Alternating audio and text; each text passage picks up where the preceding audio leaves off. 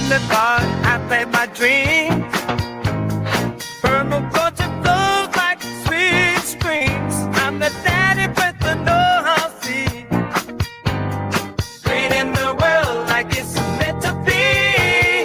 Permaculture P-I-M-P, I'm the king. That's in love in everything. Bring a change, making it last. Join the Permaculture. All right, yeah, welcome to episode 348 of the Permaculture Pimpcast, where pimp stands for permaculture is my passion. The only pimpcast on planet Earth where we discuss permaculture, preparedness, practical living, and sometimes prostitutes. Permaculture P-I-M-P, with soulful rays. In a V.I.P.cast where we find our place. Oh, yeah. Oh, yeah, we're going to have a good one tonight, y'all. Probably going to be as much a comedy special as much as it is, giving you some good, awesome information about some good stuff. This episode, as always, brought to you by Hickory Ridge Soap from TwoOldCrowsHomestead.com. Turn that simp into a pimp. Bam! Living Soil Foundation. You know what we're doing out here, but hey, you know what made it possible or helped made it possible was Soil Saviors. Yeah, we got a link to that down below. We also got it down there at, well, look, the audio platform is absolutely blowing up on this podcast, and that's where a lot of people listen to it. Look, for all of you people that don't know how to navigate that sort of thing, and I'm talking to people like me, it's in what's called the description box. I have no idea where you find it. I just know that Michelle put it in there. And if you want to get some of that awesome Soil Saviors product, look, it's not cheap, but look, if you think about it, you can get a 5-acre box and get yourself squared away with all the things you're growing out there. Look, I want to give a shout out and a hat tip to all the people that are in here live tonight. And if you would, get that thumbs up so we can go ahead and start getting suppressed, because the powers that shouldn't be don't want you hearing this stuff out there. Yeah, we're going to have a good one tonight, y'all. But before I get into it, I'm going to handle all the housekeeping up front. Redemption Shield. You know me, folks. I'm G'd up from the feet up, and I mean grounded. So Redemption Shield, that grounding mat, I've got my bare feet on it right now. If you don't believe me, I'm up in this studio, and there's my bare feet, and it's on this mat. 10% off with promo code PERMA. Wave Watch. Look, it's the number one antidote I have when I have to go to town in Nashville to keep from going upside somebody's head. I put that thing on the solfeggio tones, and it eases a player down so I can maintain this. I'm not going to say nonviolent. I'm going to say the non-aggression principle. You know, I try to maintain that, and all I need is one bum coming up to me on the street and, trying to climb all over me, which could very well happen in Nashville. Anyway, if you want one of them, Billy 100 will get you $100 off that watch. I'll be doing a appearance coming up and a couple of classes at East Tennessee Homestead Alliance Festival. That's going to be September 12th and 13th in Knoxville, Tennessee. Okay, I got the state right this time. And then finally, EMP Shield, y'all, $50 off with promo code PERMA. Yeah. Look, y'all, been a journeyman electrician for a long, long time. And you know what's cool about EMP Shield? Well, first of all, they didn't reach out to me. I reached out to them because they have hands down the best products on the market when it comes to protecting life and limb in terms of your home and your vehicle and anything else. Your bathroom, your bedroom, your boudoir, they cover it all. EMP Shield, $50 off with promo code PERMA. Well, we got some veterans coming on tonight, and these guys are friends of mine. Known these guys from way back, especially Bobby. And here we are, Bobby and Patrick from Midwest Preparedness Project. Say that 20 times. How you boys doing? Man, we're good. We're glad to be in the studio. Thank you very much. My first question, I just got to ask you, Billy, like with all of the hype going on in the news and the media, Bobby and I were sitting here wondering, asking ourselves, when do we get our honorary T-shirt? I see you and Willie, you're rocking it like man, like yeah. Okay, so we're gonna keep. Yeah, I'm gonna keep down the ground. Thing is. I'm not, you guys need a little, to get away with this. I actually stood on a street corner in Asheville panhandling with this shirt on. I did the video and William was out there filming it for me. And I kid you not, William, what was it? I made $288 an hour doing this. Yep. Wow. Yeah. $288. All the other homeless people around me were getting goose egg. I'm standing on a sign. I'm standing on the corner wearing this shirt, holding up different signs. You know, the first one was absolution of your white guilt for like 17, what was it? $18.65. So I was like, absolution of your white guilt, 1865. And of course, Asheville being the most liberal city in the world, believe it or not a whole lot of people gave then. But when I held up a sign that said, I was like, okay, well, you know, working that angle ain't working so much, so let me try to make them laugh. So I held up another sign that I made earlier, and it says, wife wants booty implants. Bro, they were breaking bread like you would not believe, and people saw this shirt. They're honking the horn, turning around. I mean, I can't believe the cops didn't roll me. In fact, it was illegal what I was doing. I found out from a homeless person later that what I was doing was actually illegal, but even the cops were doing laps, just pointing, laughing, and the whole 9 yards. Anyway, the truth is, I think the shirt pretty much says it all. And look, for those that are listening audibly, I'm just going to say it. We all niggas now. If what's happening in politics right now didn't make that clear, I don't know what else can. But yeah, if you guys want some shirts, boy, this ought to be a really, really interesting time. If you guys walk through long, Billy, you know me. There's very little I won't do for $1. yeah. Like you know, somebody said earlier, we can be incognito. It's all good. Well, I think if anything in the current state of affairs, folks, we'll get into it in a minute. Yeah, thank you very much, Mountain Readiness. Yes, this shirt is epic, but you know, I got to be selective about where I wear it. In fact, I think I'm probably going to wear it a whole lot more because it is one heck of a conversation starter in a big way. But yeah, we'll get you guys some shirts. No problem on that one. So yeah. Oh yeah. Andy Pearson says we all nitrogen fixtures now. So I like that one too. Thank you, Andy. I salute you. Wow. Yeah. So I like that too. Sir. Oh, I'll bring some with me down to Midwest Preparedness Project. Come to the festival if you want some shirts. We're going to talk about that. Yeah, so why don't we just jump right into it? Hey, if you're new coming in right now, I know we're going to have a lot of people that roll in, and like I said, the massive audience is going to be audio. So, folks, I'm telling you, these guys know their stuff. And when I got into preparedness all these years ago, Bobby was one of those people right out of the gates that I had leaned on heavily in so many things when it came to like silver and a lot of the areas that I wasn't squared away, because so many people in the preparedness area, they have their little pet thing, and that's all they worry about. And Bobby was one of those people that wasn't monolithic. So, folks, I mean, all things preparedness, believe me, these guys they're squared away. So they're G'd up from the feet up. But look, for all the people that don't know who you guys are, what inspired you to start this Midwest Preparedness Project, and how'd y'all get it off the ground? Well, I was kind of brought into the Midwest Preparedness Project by Patrick. Honestly, we started working together, and he was running Midwest Preparedness at the time. And I was like, dude, what would it take for me to come over and give a class? And he's like, well, send me what you want to talk about. So I sent him some talking points and some outlines on some of the classes I used to give when you and I were running the Gambit in Kansas all those years ago. And he's like, sure, do it. And so I came and I gave a class, I think, on prepper group dynamics. Don't be that guy. Or yeah, that was later. That was the second class. The first one I gave was the prepper group dynamics.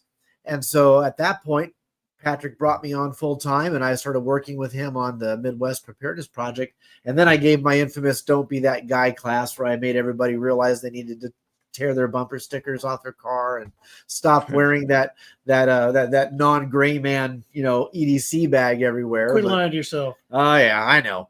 But that's really where it started, was Patrick and I kind of putting our heads together to try to figure out how to bring the Kansas preparedness arena back into the highlight. Because if you remember, Billy, and I know you remember this, when the orange Cheeto or the angry yam, whatever you want to call him, won back in 2000 and what was it, 16? The first time, yeah. All the prepping shows just went brrr, and nobody was scared.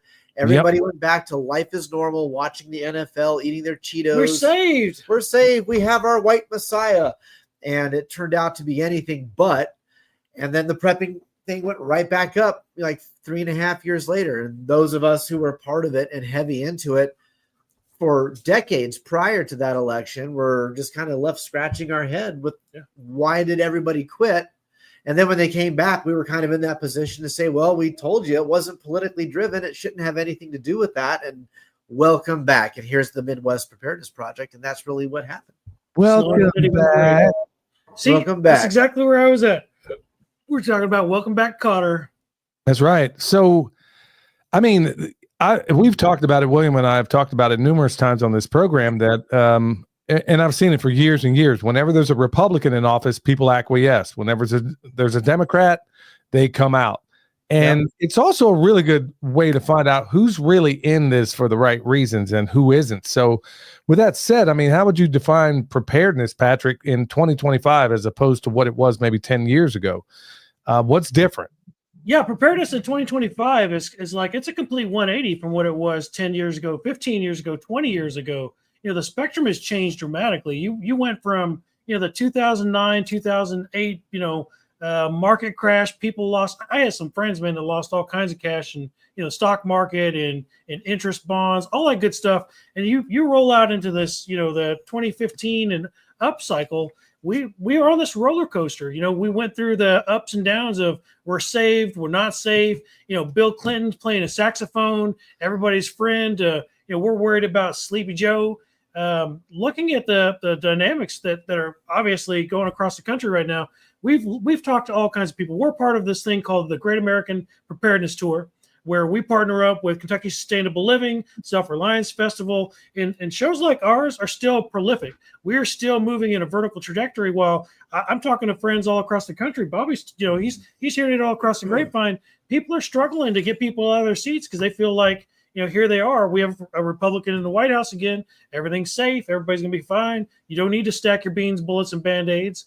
And we're falling back into that lull. So I think we're on that Tatler cycle, you know, that wash, rinse, repeat of, you know, we're doing good. We don't need to worry about buying stuff to, man, it's like right around the corner. You look at things that are going on in the world right now, from the magnetic, you know, anomalies that are going on in South America to the Ukrainian war cycle. This isn't the time to take your foot off the gas. It's actually the time to keep your foot right there on the cruise control and hang out with pimps like yourselves and like us and continue to game plan.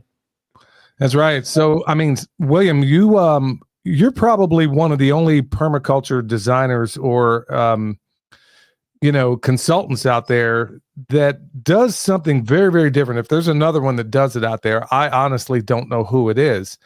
And I suspect, I don't want to put words in your mouth, but I suspect I know where it came from. But right off the bat, when you show up out there and you talk to these people, what's one of the first things before you even talk about what they're doing or what they should do or how it's going or whatever the case may be? What is it you recommend to them and why?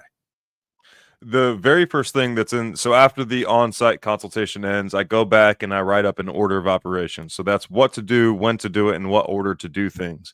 The very first thing on every single order of operations that I've ever done has always been talking about putting back food. And it's a minimum of 6 months of food.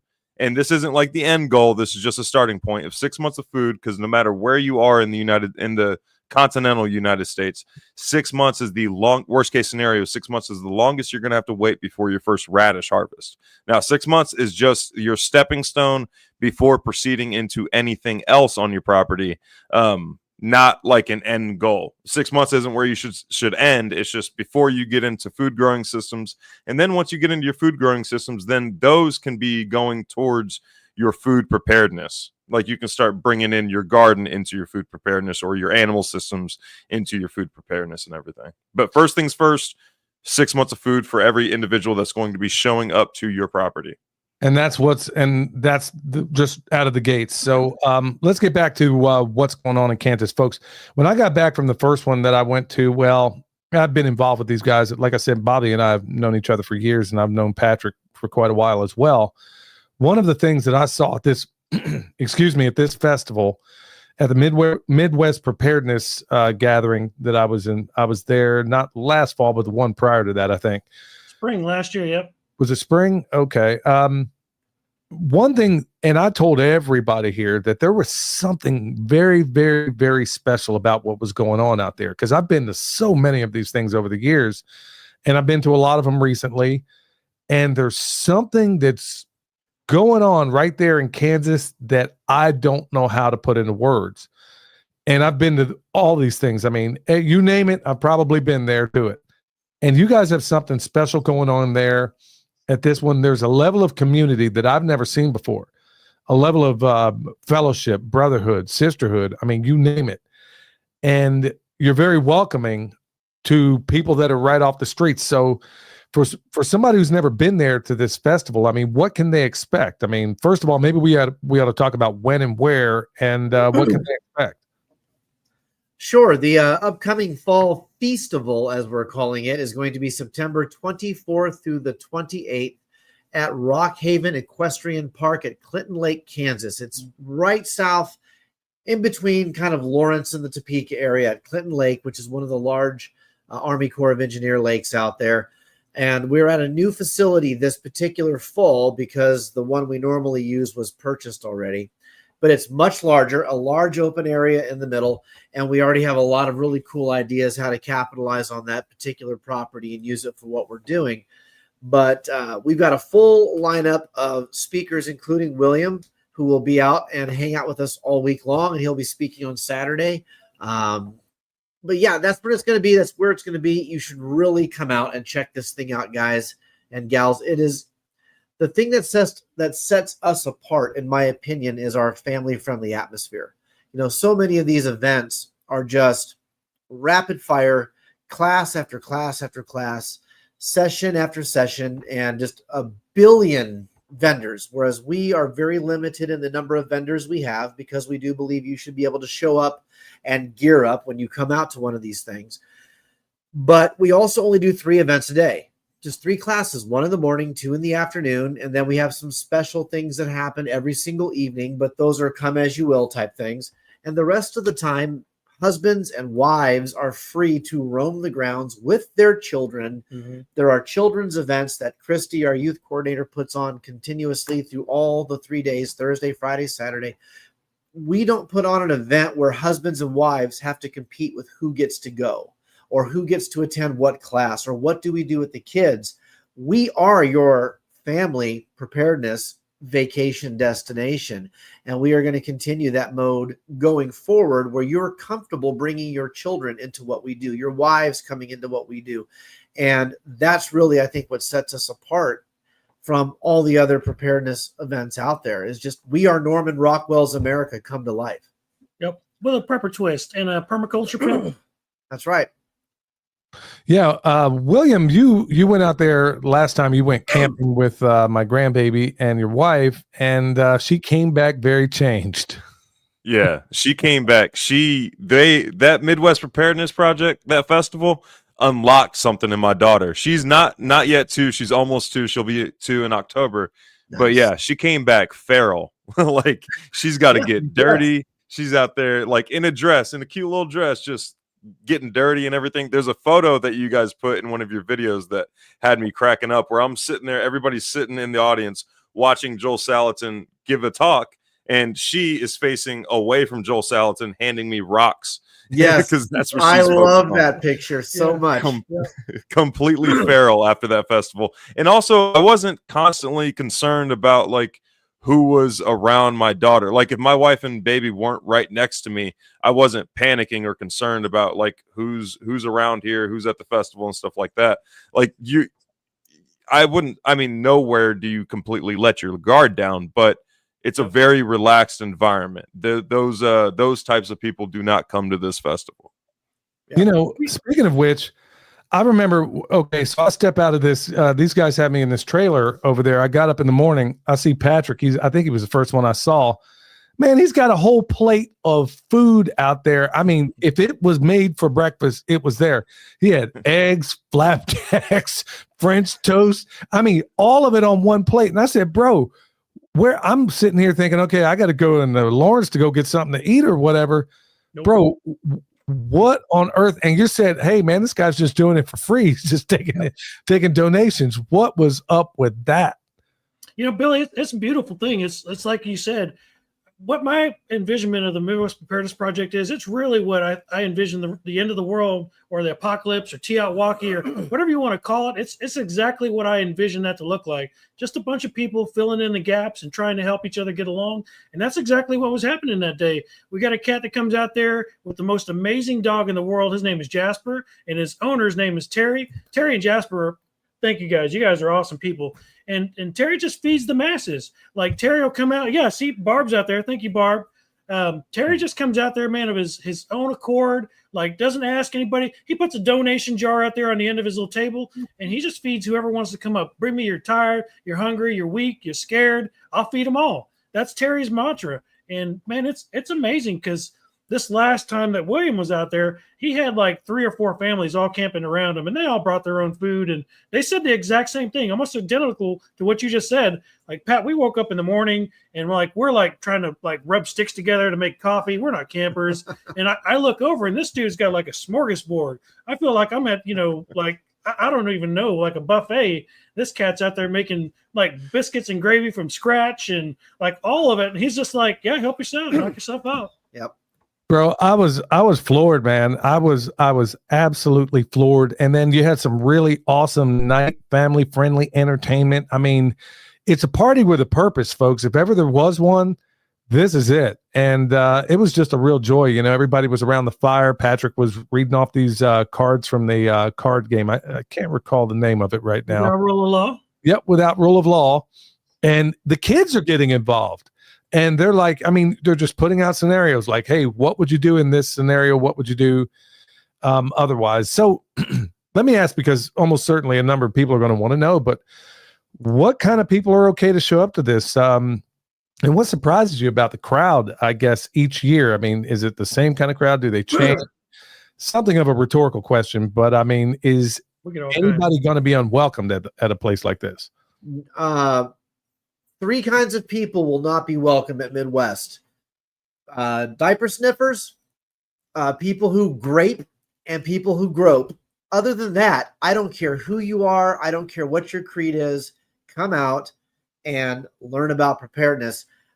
We were actually talking with a gal who's going to be presenting this fall. Her name is Tracy Wickman. She's an ND. She's a doctor of natural sciences and natural cures, homeopathic stuff. And she asked us, she goes, are you guys Christians? And we said, yes, we are. And she goes, will it bother you to know that I'm not? And we said, no.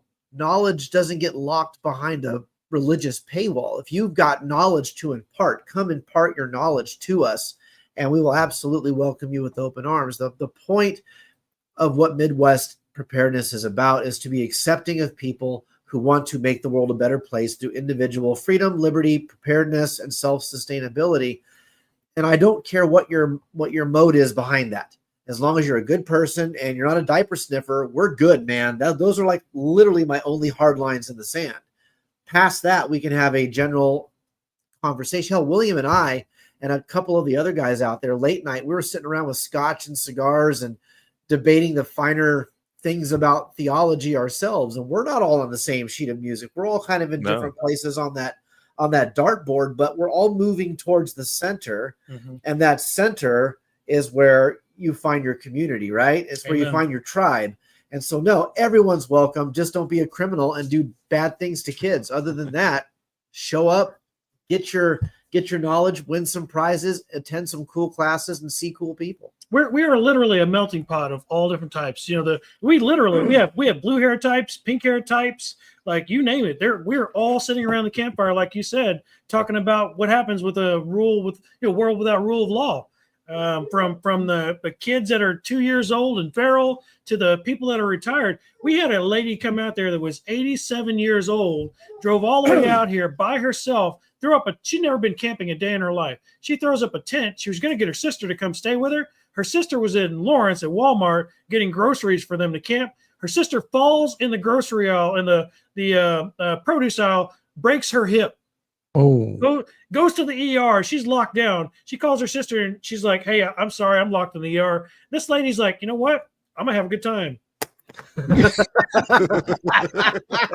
She meanders over to Terry's little hooch, gets herself some food, and next thing I know, we're chatting it up at the campfire. She's one of the coolest people I ever meet. Yep. Matt drove 3 or 4 states to be here. Yep. Had That's a what I'm guy talking from about. Great Britain. Yeah, we had a guy from England show up. The second Yep. person from England showed up. And this guy was cool, man. Like, we made a special little video just to salute him on our channel. So, Well, you got another one from England out there. I just spoke to her the other day, Callie Blackwell. yes. She's now a transplant into Kansas, actually. Her and her husband, Jesse, great people. We had them come out and present a class. They just started a homestead, their very first homestead. Well, you can't do that to me, man. When you said trans, I was already thinking, oh no, not Callie. No, transplant. Transplant. Billy, get your mind out of the gutter. Come on, man. Come on. How dare you? But no, she showed up with her husband, Jesse, and they have been to every one of these. My understanding is that her son from England is going to be visiting during the fall festival. Oh, man. And she's going to make sure he gets out there at least 1 or 2 of the days so he can experience what we're doing. And I think she's actually coming out for Tracy's class. She is, yeah. Redemption Valley Homestead is what they're putting together. Yep. And they're amazing people. Her and Jesse. Jesse's a fire spinner. Like Jesse, beyond that, he's a construction dude. Like Jesse's a jack of all trades. If I could ever end up in an apocalypse village with 2 cool ass people, it would literally be Callie and Jesse. Yeah. Them people are dope. You and Jesse could go work and break yourselves, and then Caroline could heal you. She could. She could. Yeah.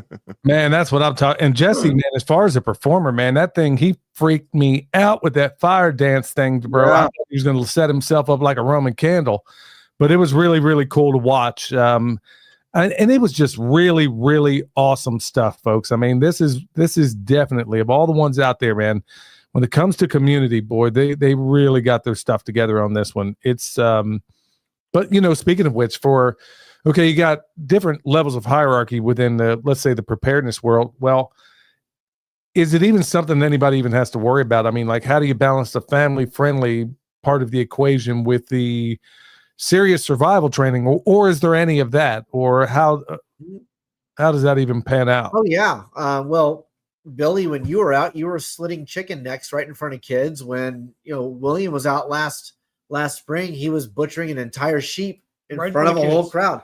We believe that you inundate with knowledge, and that removes the stigma of fear.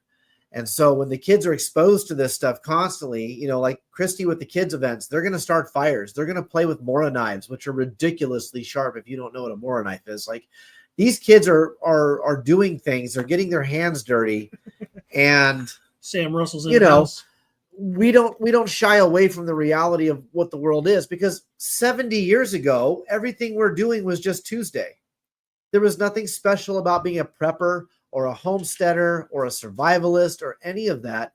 It wasn't until mass food production, air conditioning, and modern medicine that all of a sudden we became so comfortable that these things became, oh, that's dirty, that's gross, that's violent. We don't want anything about that. At Midwest, this is how it is. You're going to see animals butchered. You are going to see people talking about firearms. You're going to see people creating fires. You're going to see people talking about what happens when the lights go out. And we don't hide that from the children, and we don't hide that from the wives, and we don't do what the survivalists, unfortunately, of the 1990s did, and leave the wives and the kids at home, go to the woods with your little 10-round paintball gun and prepare for the end of the world, and then come back and wonder why your wives and kids don't want to be around you because you're weird and you smell funny. Oh, yeah. We all smell funny. Our wives and kids smell funny, so everyone's fine. By Friday, we all smell the same. One of the coolest things I've ever seen at the Preparedness Project is our youth coordinator, Christy. She's fantastic. Like if there was ever an award for Wrangler of Cats, Christy is she's up here. She's on a different level. And one festival, we're out here. Christy's got these kids all lined up at this table. She's got them eating mealworms and broccoli and all kinds of crazy stuff. They're all competing. And they're all sardines, liver, they're all this different types of what would you eat in the apocalypse? What's the worst thing you'd eat? And they're all competing. We had goldbacks that year. Hancock came out, gave us a stack of goldbacks, and we're handing these things out to kids, and they're like, "What is this? I don't know what this is. Can I eat this? Is this chocolate?" It's your golden ticket, Willy Wonka. Get on with it. And their moms and dads are like, Eat the damn mealworm, kid. Get it done. Get your gold, kid. Daddy needs a new gold back. Yeah. That's one of the things I think is really, really special about this is that it really, truly is a family event. And like, and I can personally attest that all these years ago, it was exactly as Bobby described. I mean, you'd have a couple of ladies out there, but by and large, it was just a big sausage fest. And frankly, there were a whole lot of posers there, man, that would have their own little pet thing they were into. And let's say it would be a person like modern day. They got Bitcoin, but they don't have food. They have guns, but they don't know how to grow anything. They have animals, but they don't believe in guns. I mean, there are people that had half of the equation back in the day. And you talk about these guys really, really knowing how to balance things. So let's talk about some of that stuff. And let me bring out the one question I know a number of people are going to likely ask if they haven't already. In terms of firearms, and by the way, folks, they did have showers. You guys do have showering facilities there. You bet. Hot showers, you bet. Yeah, this is hot water too. Yeah. I was going to say, I know I took a shower there, so I didn't have to jump in the Clinton Lake. So I know that was there, and believe me, I have done that before on at that primitive camp out at Clinton Lake back in the old days. But that's another story altogether. So for the people out there that that are strong advocates of the Second Amendment, will they be allowed to carry? Unfortunately, we are on Army Corps of Engineer grounds, so you cannot openly carry firearms. There is a path to get your Army Corps of Engineers concealed carry permit. It requires no money. It requires no background check. All you have to do is email me, and I'll help you get it. It's a simple process, and then you can conceal carry all the time. What I do know is, personally speaking, with the guys who are the Army Corps of Engineers, the cops out there, as you would say, the park rangers, their attitude is, if I don't see it, I don't know about it, and I can't ask you about it. So if you want to go through the process to get an Army Corps of Engineers concealed carry license, which is good on everything in this, I think the 7th district of the Army Corps of Engineers here in the Midwest, it's a 5-year license. You give them your name, your address, your phone number, and your email address. That's it. And they email you your license. But we've been told in no such uncertain terms that what they don't know, they don't know. So these cats are cool as the other side of the pillow, man. Like for a bunch of dudes that live outside of Liberal Lawrence and work within the confines of the system, like these dudes are feds. Don't get me wrong. They're park rangers. They carry the badge. You will respect my authority. But man, these dudes are cool. They're laid back. They don't care. Yeah. And we've actually been told by them that our event, out of all the events that they have come through there, we will be the ones that will always be allowed to get a permit, because we always leave the campground better than we find it. We clean up. We leave extra firewood for the next people coming through. They love us. They love Midwest Preparedness Project. Oh, they came through and had tacos with us. Yeah, they came through this last time to restock the bathrooms with toilet paper and check the water pressure, and ended up going to the food trucks, getting some street tacos, walking around with us. And they know that everybody out there is armed. They didn't ask anybody to see a license. They don't care. Just don't be an idiot. I mean, it's literally the way it's meant to be out there. Don't be an idiot. You'll be fine. Get your CCW through the Corps. If you just like really want to be that guy, just go ahead and get it. Just send the paperwork in. They already know that you're going to carry it anyway. Or otherwise, don't just walk around with your AK strapped to your chest unless you're on patrol. And we got you walking perimeter at nighttime. You know who you are. Our secret security guys. Secret Asian man. No. But rooftop Koreans. In terms of what folks are going to likely learn out there, what are some of your specials this year? I mean, specials like running a food truck. I heard you say food truck, and I'm thinking specials. So, well, let me direct that one at William. What are you going to be teaching, son? I'm going to be teaching how to raise your animals for free. So ruminants and stuff like that are pretty, that makes sense and stuff like, I mean, it's straightforward. They eat grass. If you have pasture, they can eat for free. But we're going to get into omnivores like chickens and pigs and things like that. And that's going to be the main focus. And we're doing that right before Crunchy Mama Farms processes something. I don't know what he's processing, but it's going to tie right in. Yep. Yeah, so we're calling this the Fall Feastival because almost every class is about food or what comes out of the earth. Harvesting. We wanted this to kind of tie into the whole concept that in the fall you have almost every major Judeo or Abrahamic religion has festivals in the fall. There are pagan religions that have festivals in the fall. You have Thanksgiving, you have Christmas, you have the harvest, the final fall harvest. So we called it the Fall Feastival to tie in the concept of food and what comes from the earth. So we're going to have soap making classes. We're going to have tincture classes. We're going to have beekeeping classes. Like William said, he's going to be teaching about how to raise your chickens or your ruminants on your land for free. Crunchy Mama Farm, Sean is going to come out and he's going to take up both of the time slots at the end where he's going to be salt curing half a pig and teaching people how to do the salt curing method where then it hangs for a while and then you can just go up and carve your pieces of meat off and all that kind of stuff. Garen from Grumpy Acres Farms is going to be doing a dairy class about butter and cheese. We have, who's going to be Ginger from Sweet Boutique is going to be out there talking about what to do with your surplus garden stuff, how to take your zucchini and turn it into zucchini flour, how to use extra cucumbers to make faux pineapple and all this stuff to preserve the things that would otherwise go bad because you can't eat it that fast. Hakeem Anwar is back from Above Phone. He's going to be giving his presentation on how to take your tech back. There may be a special event that gets sandwiched in there along with Hakeem. I won't say who or what, but I'm working on something that might become a special event in that tech arena, which will be kind of the small island in the middle on Friday. So yeah, we have all the things, everything about food, everything about medicine, everything about naturalism. It's all going to be covered in the Fall Feastival. Yep. Exit and build with your bros, maybe. Yeah, that's what I'm talking about. I mean, what do you say?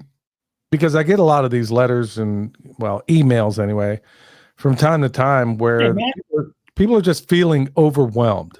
I mean, they're just feeling as if, man, am I too late to even get started? Because, I mean, a lot of the shift that we've made on this podcast, seeing the signs of the times and, in accordance to some of the predictions I made concerning 2025, and, the weird prognostications that we're having regarding around, what may or may not happen. I mean, everybody thought Trump's going to get here. Happy times are here again. And we're finding out, well, that's not exactly the case.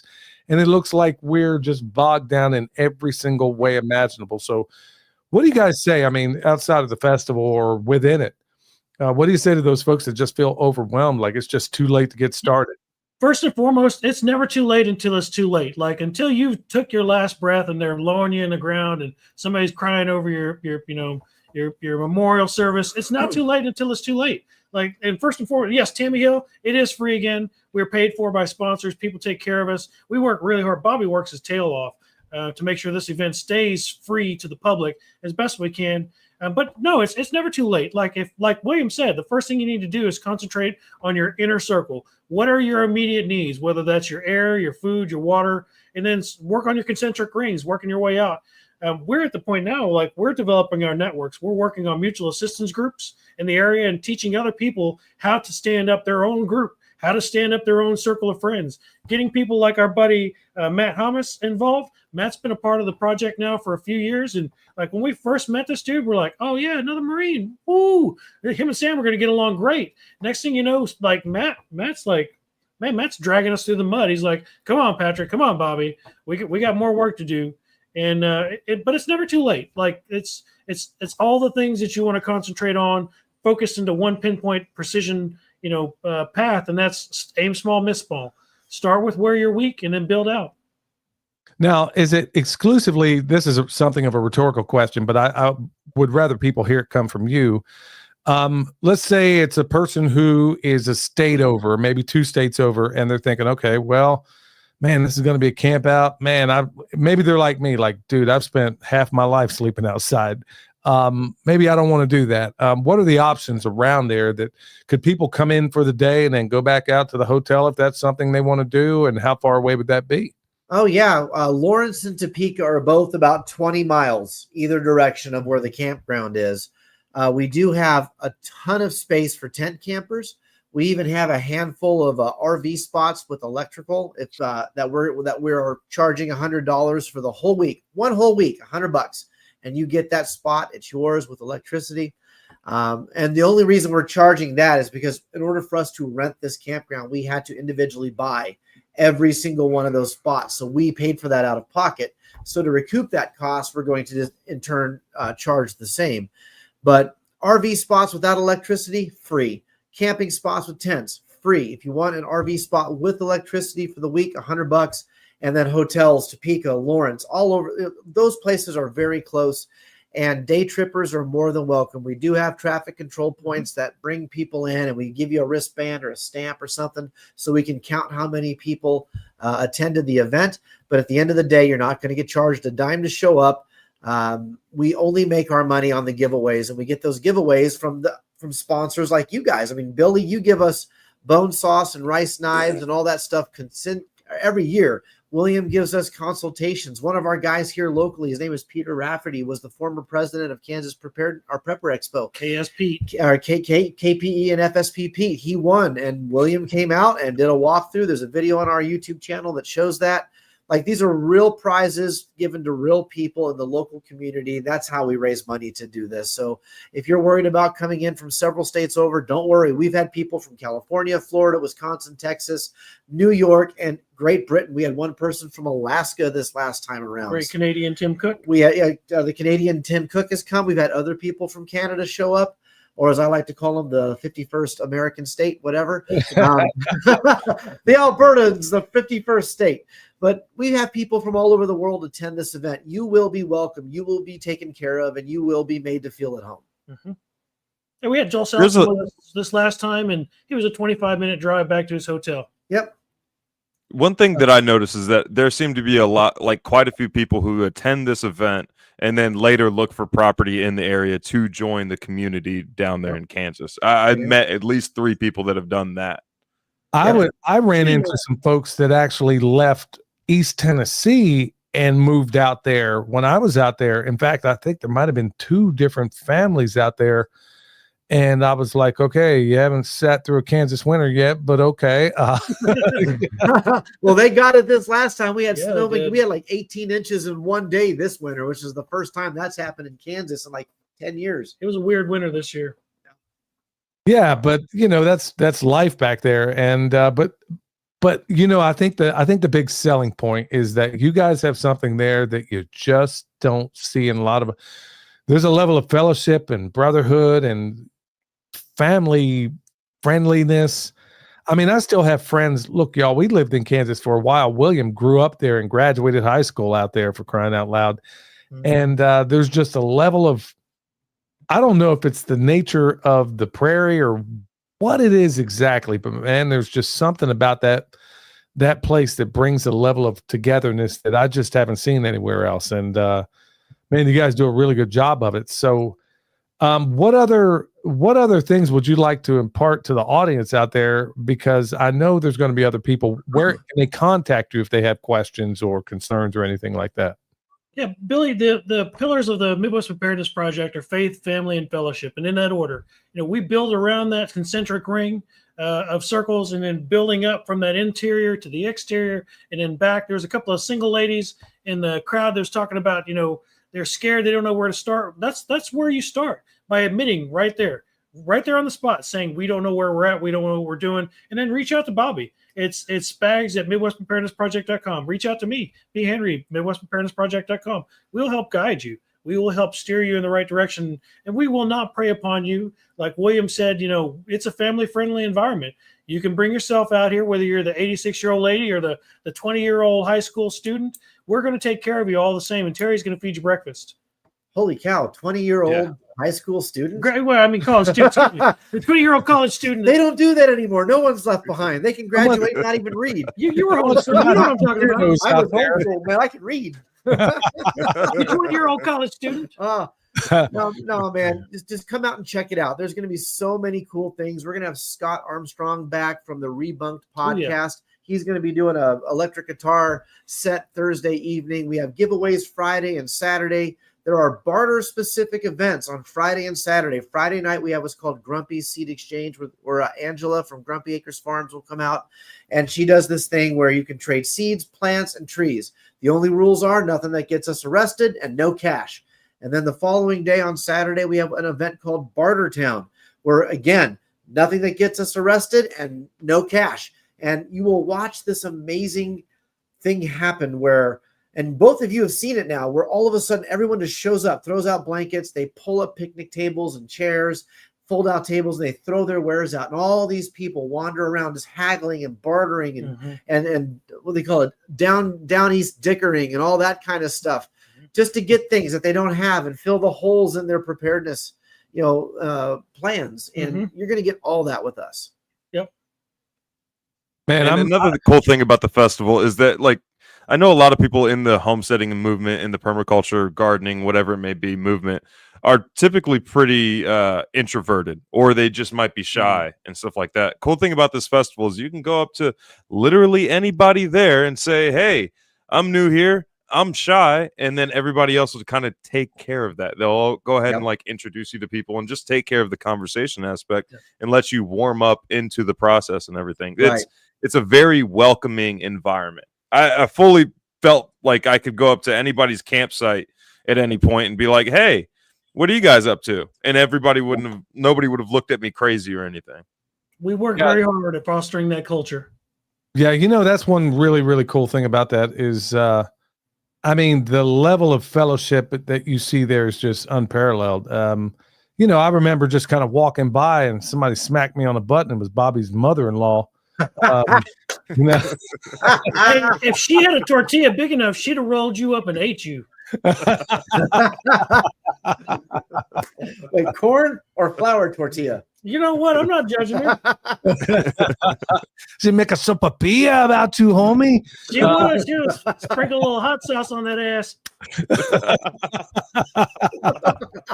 Like she's probably got, I'm not joking, she's probably got a naked mural of you painted in her garage. Yeah, bro, I didn't know it was like that, but all she has to do is get on Patreon. Dad, you know how many emails I've had? Okay, so Dad wears these see-through shorts like the UVs can get through. You know how many emails I've had asking if you're really naked on Patreon? He's just got these like short shorts, like they're boxer briefs almost. Yeah, man. The last time we were on with your dad, he didn't wear a shirt, and she was like side messaging me like, yeah, bro. Yeah, bro, I wear these see-through booty chokers, man, that I wear around the farm. I don't necessarily go on camera with them all the time, because they are kind of see-through.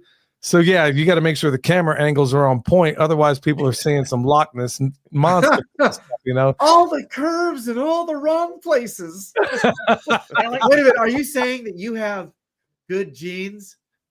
Oh my goodness. He said that's the Alabama black snake. See, family friendly, but with a hint of sarcasm. Yeah, you got to throw that in there. Jacket. We're awesome, but we're not prudes. Trust me, we have all the fun too. No, that is true. These guys are legit, y'all, and they're really, really awesome folks. So I wish I could, make it out there, but I'm up to my eyeballs in what I got around here. Is there anything else you guys want back in 2026? Yeah. If we manage, if we can somehow, some way stay out of World War III, absolutely, man. I'd love to make it back out there one of these days. William's going to come to everyone from here on out. He's already told us. So what we need to do is a father-son dynamic duo. And man, that would bring in some cool stuff. You guys got to come dressed up like Batman and Robin, though. Nah, bro. I'm down. You already know. Oh no, man, bro, this could be so easily misunderstood. You know what? Elon Musk already told us we got till 2027 before World War III starts. You're good. You got 2026, bro. Come on. I feel so much better about this. So, what would you guys like to leave everybody with out there?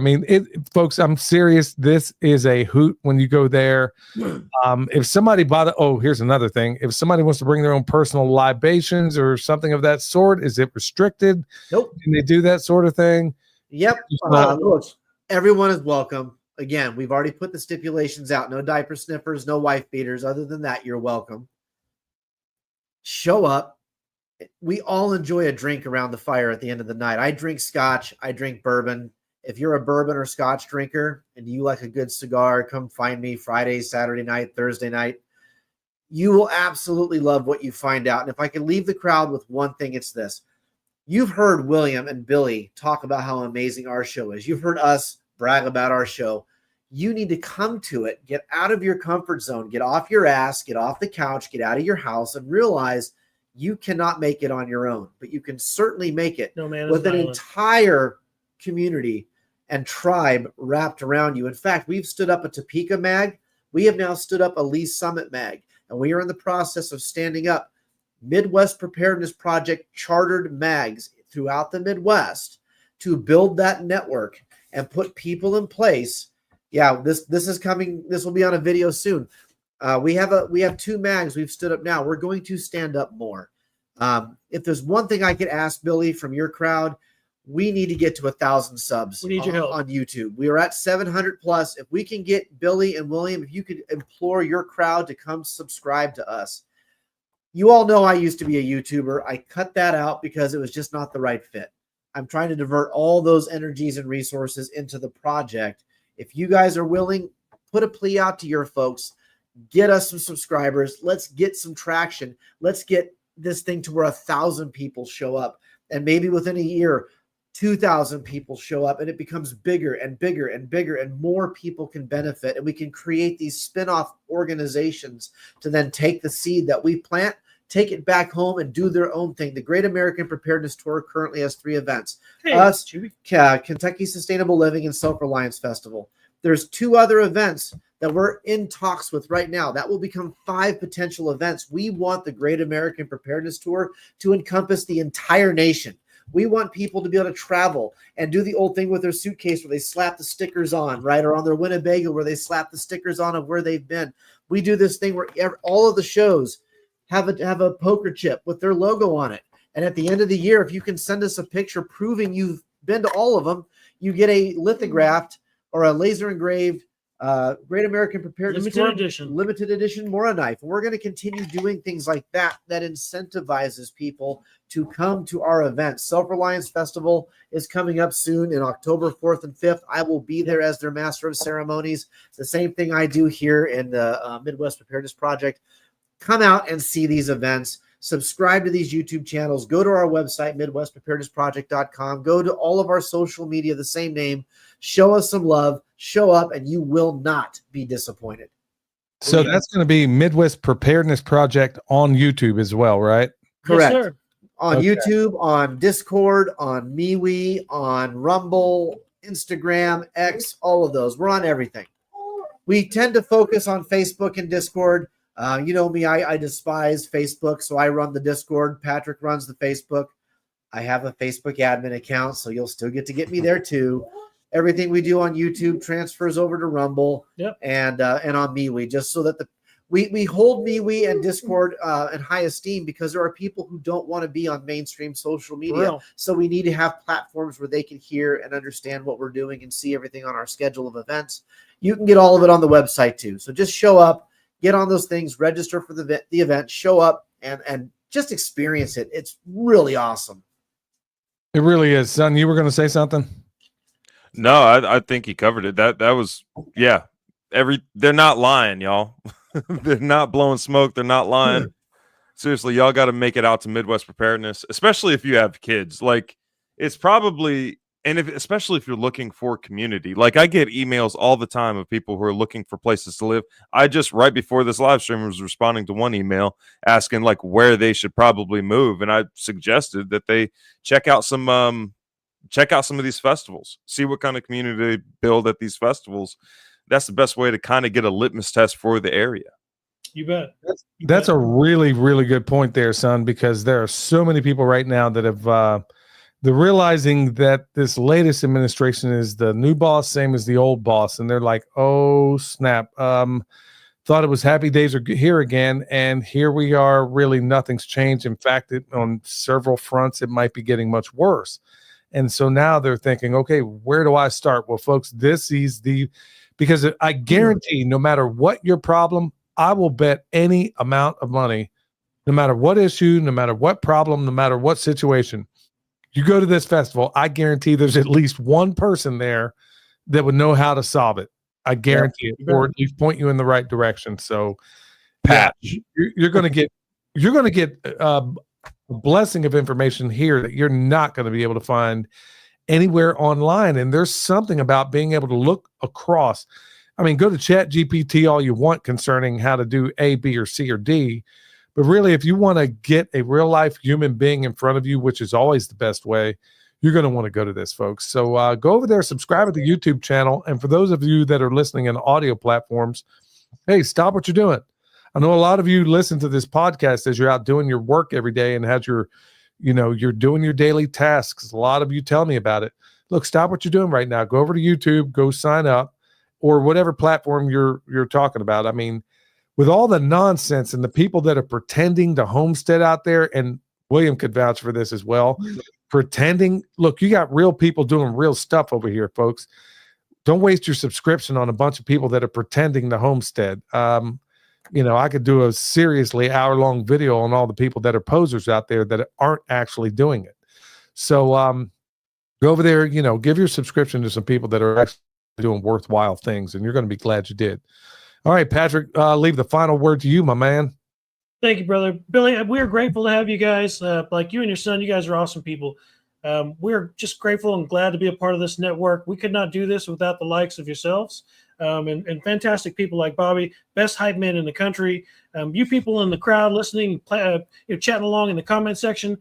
We do this for you. Like all of this, we don't do this for us. Like we're not glory hounds. We're not chasing the dollar. We're not out here building these fake communities and using all these hype words and buzzwords that are cool on the internet. We are literally doing this for you. So come on out, participate, feel the magic of what it is to be part of the Midwest Preparedness Project. Like William said, or Billy said, from the very first time you come out to the next time that you can't wait to come back. We're looking for you. We're waiting for you, and we'll be glad to hang out and share a meal with you. All right, y'all, go check them out. You're going to be so glad you did. Midwest Preparedness Project, y'all, go check them out in every single platform out there. These guys are the shiznit. And look, these guys are the embodiment of the way we end this show. And until next time, y'all, stay alert. Stay alive. Wisdom from soil, permaculture dream. Let the ideas unfold. I'm moving with the truth. Feeling nature's food. Who's got the answers? All we need to do. Listen to the earth, they got us through. Let's see the change. Watch the world spin. From the smallest sprout to the harmony begin. In the cycle of life, where the magic's alive. Tune it to the beat. Feel the vibe and thrive. Cultivating truth.